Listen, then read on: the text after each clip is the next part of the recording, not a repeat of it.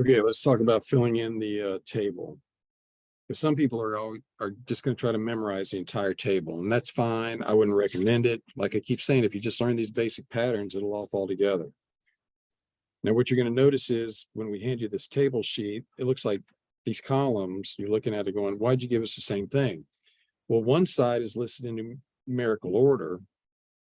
The other side is listed by reference angles. So everything is fit together by reference angle. So I want to talk about this just a little bit. I'm just going to do a little bit of this. You can say, oh, well, for 30 degrees, the reference angle is 30. 150 degrees, oh, the reference angle is 30. Second quadrant, 210, reference angle is 30. Second quadrant, 330, reference angle is 30. Second quadrant. And we're going to have to use all seniors take calculus, like always. Then you say, oh, well, in radians, 30 degrees in radians is pi over 6. 150 is 5 pi over 6. 210, 7 pi over 6. 330 is 11 pi over 6. Okay. All right, we've done this 1,000 times, feels like already.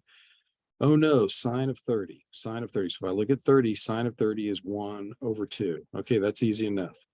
And the thing I always like to say, which is not necessarily true, but if you only remember the sine of 30, just about everything else follows from that.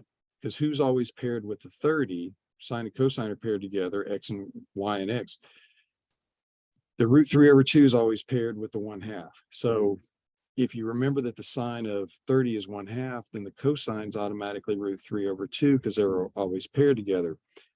Then here's where it might get a little tricky. The tangent of 30, you know, is 1 over root 3, which cleans up to root 3 over 3.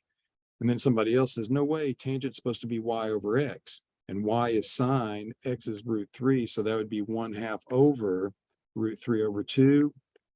So that would be 1/2 times 2 over root 3. Wait a second. You end up with the 1 over root 3 again. So you end up in the same place, which would convert to that. But two different ways to approach tan. Cosecant, you just start flipping. Secant, we flip. We've done this enough times. I don't feel like I need to do this again. And then the cotan, we flip those. So you're in the first quadrant. Those are your values. We've written those about 5 times already. All right, every single one of these, everybody else that has the same reference angle, we can just fill in the same values. Every one of these with the same reference angle, we fill in the same values. And like I said, some people every year, they like to just memorize this chart, which is just not necessary. If you know the patterns, you don't need to memorize the entire chart. And by the way, there is a copy of this chart in Schoology, already filled in. Okay, 150, wait a second, 150 is in quadrant 2, 5 pi over 6, quadrant 2. In quadrant 2, only sign should be positive. So negative, negative, cosecant's a reciprocal, so everybody else gets a negative. In quadrant 3, only tan and its reciprocal, cotan, should be positive. So tan is positive, cotan's positive. Everyone else just gets a negative put in front of them. Quadrant 4, only cosine and its reciprocal should be positive. Only cosine and secant should be positive. So everybody else gets a negative in front of them. So see, you can fill in this entire chart based on just knowing those basic values right there and knowing your pluses and minuses. Then I know somebody always says, yeah, but the quadrantals are a little bit weirder. Okay, far out. The quadrantals are a little bit weirder. But if you just remember, you've got 1, 0, 0, 1, negative 1, 0, 0, negative 1, and you say to yourself, okay, none of these have reference angles because they're quadrantals. Let me see, that'd be 0, pi over 2, pi, 3 pi over 2, 2 pi. So here we go. Sine is y, cosine is x, tangent is y over x, and then you just flip these guys. So the reciprocal of 0 is undefined, reciprocal of 1 is 1, reciprocal of 0 is undefined.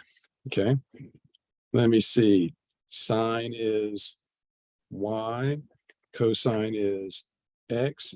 tangent is y over x. Well, 1 over 0 is undefined. So the reciprocal of 1, reciprocal of 0, and for our purposes, reciprocal of undefined is therefore 0. Anyway, point being, we can go through this whole thing.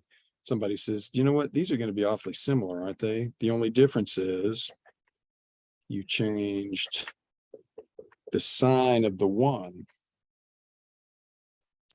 And then this one, you change the sign of the 1. And then the 360s are exactly the same as the zeros. Anyway, I just wanted to throw that out. That's how you fill in the table. So with the 45s and the 60s, you're going to be using their values based on either the 30, 60, 90 or the unit circle.